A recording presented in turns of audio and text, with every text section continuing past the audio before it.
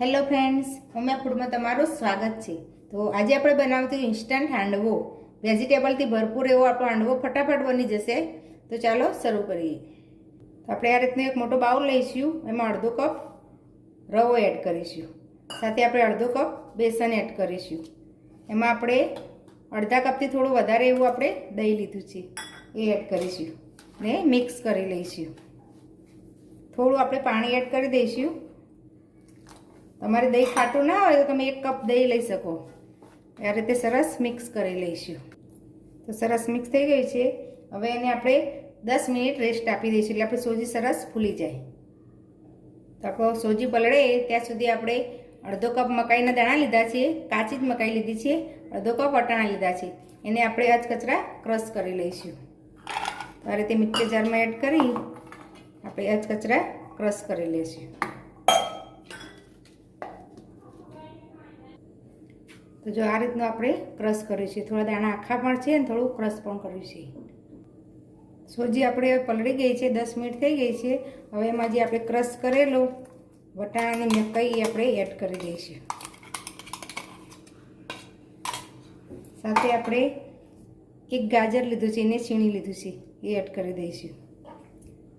3 થી 4 ચમચી લીલું લસણ લીધું છે, 4 લીલા મરચાં લીધા છે, તમે તીખાસ પ્રમાણે મરચાં વધઘટ કરી શકો। સાથે 1 થી 1.5 કપ મેથી અને ધાણા બે મિક્સ લીધું છે। 1.5 કપ જે 1 કપ મેથી છે અને અડધો કપ ધાણા છે, આપણે ધોઈને સાફ કરીને રાખેલા છે, એડ કરી દઈશું। હવે આપણે સાથે મસાલા કરી લઈશું। તો 1 ચમચી ધાણા જીરું પાવડર એડ કરીશું, અડધી ચમચી હળદર, અડધી ચમચી લાલ મરચું પાવડર, 1 ચમચી ચાટ મસાલો એડ કરીશું, અડધી ચમચી આમચૂર પાવડર એડ કરીશું, 1 ચમચી તલ અને 1 ચમચી વરિયાળી લીધી છે, એ આપણે એડ કરી દઈશું। સ્વાદ પ્રમાણે મીઠું એડ કરી દઈશું, તો અડધી ચમચી એટલું મીઠું લીધું છે। બધું સરસ મિક્સ કરી લઈશું। જો તમારે સૂકું લસણ એડ કરવું હોય તો એડ કરી શકો, મેં લીલું લસણ એડ કર્યું છે। આપણે બેટરને નરમ વધારે નથી કરવાનું, પછી જરૂર લાગશે તો આપણે પાણી એડ કરીશું। સરસ મિક્સ થઈ ગઈ છે, પછી થોડું બેટર કઠણ છે, તો આપણે 2 ચમચી જેટલી છાશ એડ કરીશું। તમારે પાણી એડ કરવું હોય તો પાણી પણ એડ કરી શકો। મિક્સ કરી લઈશું। હવે આપણે આ ખટાશ એડ કરી છે, એટલે આપણે એમાં 1 ચમચી જેટલી ખાંડ એડ કરીશું, ને થોડી ખટાશ બેલેન્સ થાય, આ રીતે મિક્સ કરી દઈશું।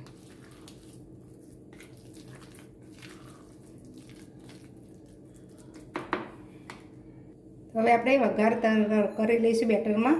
તો 1 ચમચી તેલ ગરમ કરી એમાં રાઈ એડ કરીશું, સાથે જીરું એડ કરીશું, ને આ વઘાર આપણે એડ કરી દઈશું ને મિક્સ કરી દઈશું વઘાર આપણે।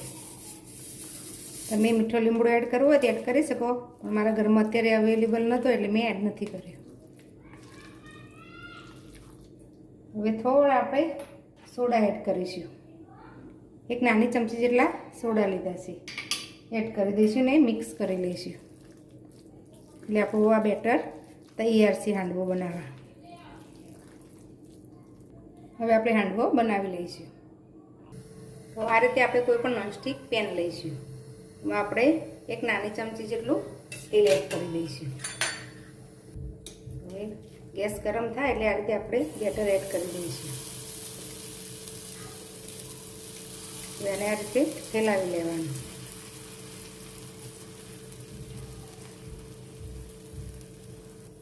હવે ઢાંકણ ઢાંકી નીચેથી ક્રિસ્પી થાય થોડી વાર, ત્યાં સુધી આપણે થવા દઈશું। હવે ચેક કરી લઈએ, તો જો ઉપરથી ડ્રાય થઈ ગઈ છે, હવે એને પલટાવી લઈશું।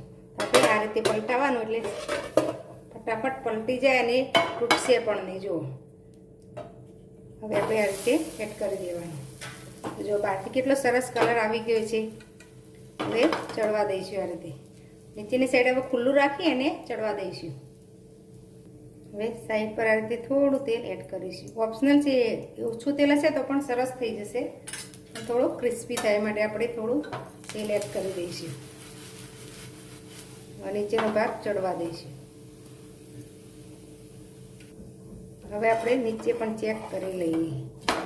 તો જો સરસ ચડી ગયો છે. તો પ્લેટમાં આપણે લઈ લઈશું. આ રીતે આપણે બધો હાંડવો બનાવી લઈશું. હવે આપણે એક ચીઝવાળો બનાવીશું. નાના બાળકો હોય તો તમે ચીઝવાળો બનાવશો ને તો સરસ ખાઈ લેશે. તો આ રીતે બંને બાજુ ચડી જાય પછી આપણે આ રીતે થોડું ચીઝ સીણી લેવાનું.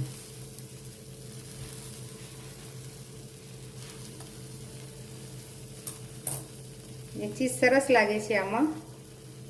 ઉપરથી ઢાંકીને ચીઝને મેલ્ટ થવા દઈશું. જો સરસ ચીઝ મેલ્ટ થઈ ગયું છે. એને આપણે પ્લેટમાં લઈ લઈશું. તો તૈયાર છે આપણો ઇન્સ્ટન્ટ હાંડવો.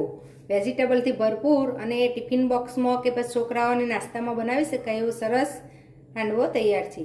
તો જો તમને આ રેસીપી ગમી હોય તો મારા વિડીયોને લાઇક, શેર અને મારી ચેનલને સબસ્ક્રાઈબ જરૂર કરજો. ફરી મળીશું આવા નવા વિડીયો સાથે. ધન્યવાદ.